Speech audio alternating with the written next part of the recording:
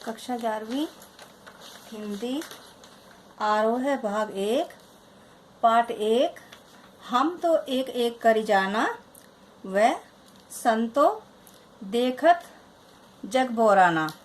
कवि है संत कबीर। काव्यांश भाग 3।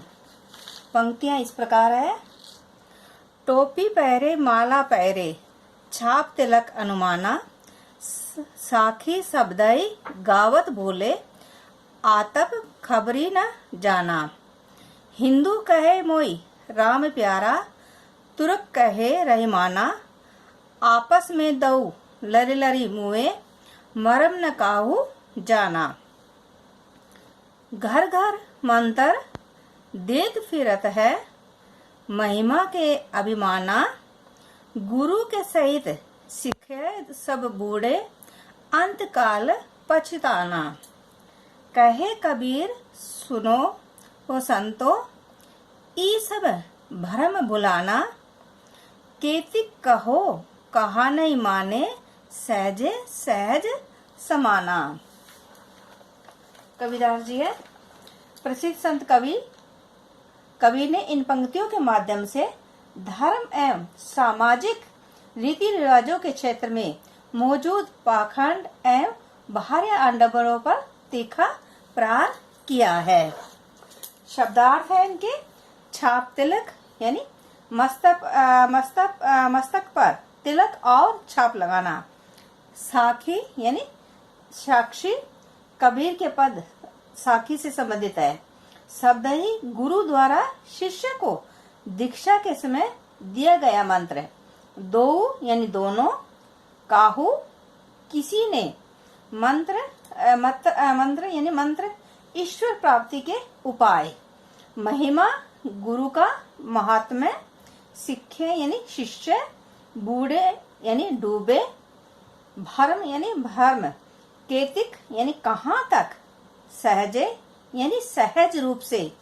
सहज यानी ईश्वर समाना यानी लीन होना, समाहित होना। पंक्तियां। टोपी पहरे माला पहरे छाप तिलक अनुमाना।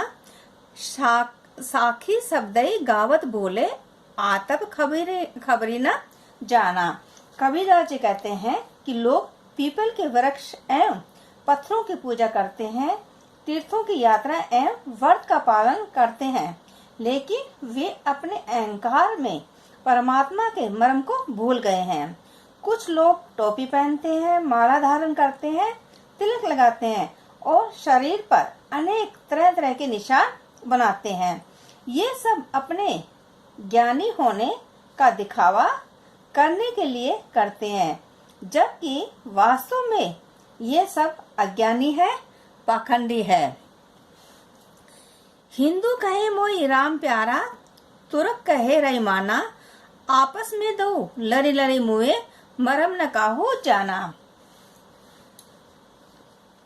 कबीरदास जी कहते हैं कि धार्मिक बाह्य आडंबरों को अत्यधिक महत्व देने वाले तथाकथित संत साखी या शब्द अर्थात गुरु के सद्वचनों को भूल गए हैं।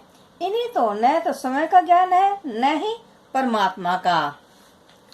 कबीरदास जी आगे कहते हैं कि हिंदू एवं मुसलमान आपस में लड़ते झगड़ते हैं। हिंदू राम को अपना प्रिय मानते हैं तो मुसलमान रहीम को के नाम पर रहीम को राम और रहीम के नाम पर दोनों हैं समुदाय आपस में अपने अपने ईश्वर को श्रेष्ठ बताते हैं। उस पर ब्रह्म को जाने बिना दोनों समुदाय के अज्ञानी लोग आपस में लड़ मर जाते हैं। घर घर मंत्र देत फिरत है महिमा के अभिमाना। गुरु के सहित सिखे सब बूढ़े अंत काल पछताना। कबीरदास जी आगे कहते हैं कि ऐसे पाखंडी लोग घर घर जाकर लोगों को ईश्वर प्राप्ति के मंत्र बांटते फिरते हैं, किंतु स्वयं भौतिक सुखों के प्रति लालायित होकर अज्ञान के कारण अहंकार में डूबे रहते हैं। कवि कहते हैं कि ऐसे अभिमानी गुरु अपने अज्ञानी शिष्यों के साथ भव सागर में डूब जाएंगे, लेकिन उन्हें परमात्मा के दर्शन नहीं होंगे। परम ब्रह्मा के साक्षात्कार के अभाव में उन्हें सदैव ही पछताना पड़ेगा। ये सब पाखंडी है जो माया के भ्रम में सत्य को भूल गए हैं।